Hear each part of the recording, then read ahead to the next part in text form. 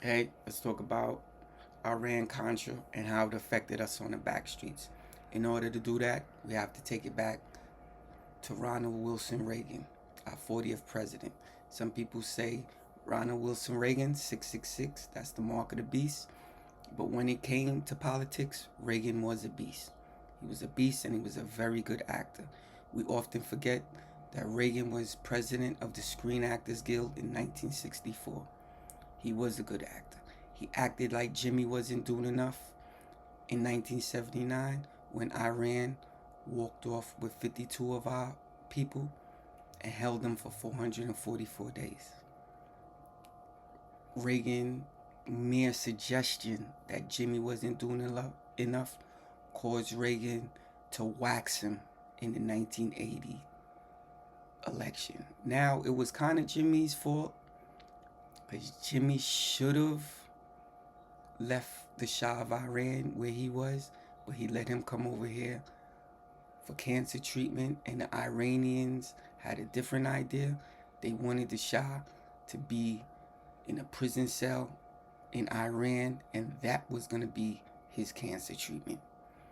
But Jimmy let him come over here, and Iran wasn't having it.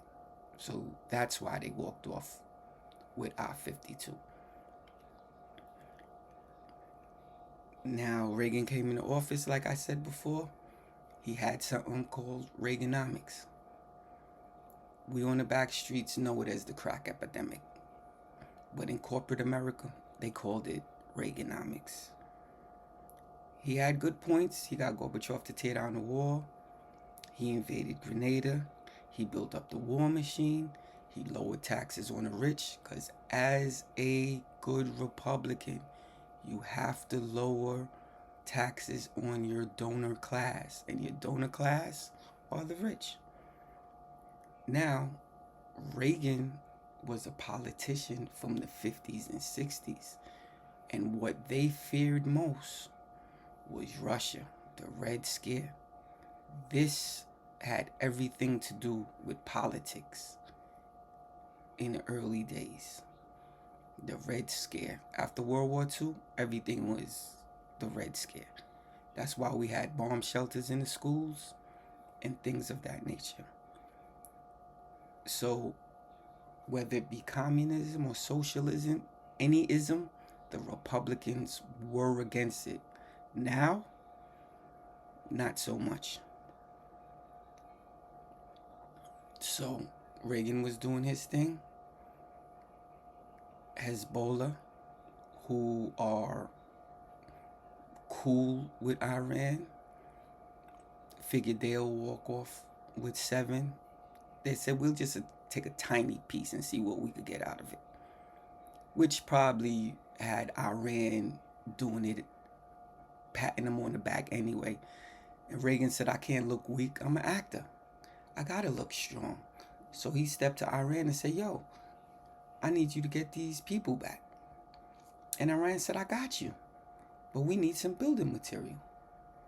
And Iran couldn't get no building material because they was under arms embargo for walking off with the 52.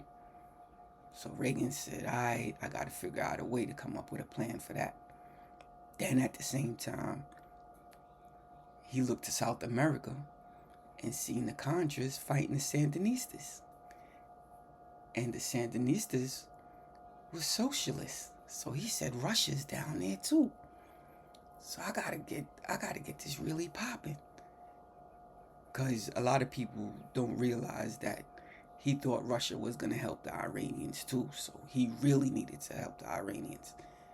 So that's what started the Iranian-Contra scandal.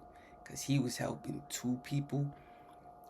One that was under arms embargo, the Iranians, and the Contras. Congress said, we not helping them, we minding our business. That's their problem. But that was Reagan's problem. He spoke out strong against that. So he figured, I'm going to help them anyway. But all the Contras had was work. And we on the back street know what work is. So he said, you know what? Let me get some of that work. He ended up getting the Iranians building material. He ended up giving the Contras some money to fight the Sandinistas. And guess who got the work? The American people got the work. We got the work on the back streets. That's where the work came from.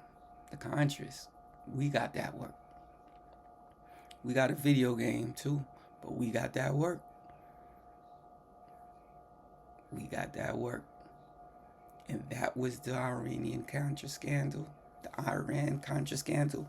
And that's how it affected us on the back streets. Because Iran got building material. Contras got money. Well, some of the money. And we got the work on the back streets.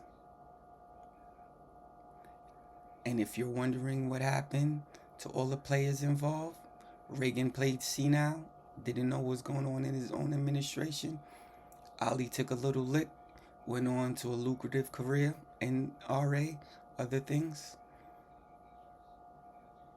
Because there was Republicans, and anybody else that was left over, Reagan's vice president, George H.W. Bush, pardoned them when he became president. Pardoned them. This is what the Republicans used to do. Now, no offense, Mike Pence, he's not the vice president that the Republicans are used to. And Trump, there's nobody coming behind Trump. So a lot of them are going to jail. A lot of them are waiting to go to jail. Some got pardoned, but a lot of them are waiting. And this is the Republican Party as we see it now. And this is how it affected the back streets.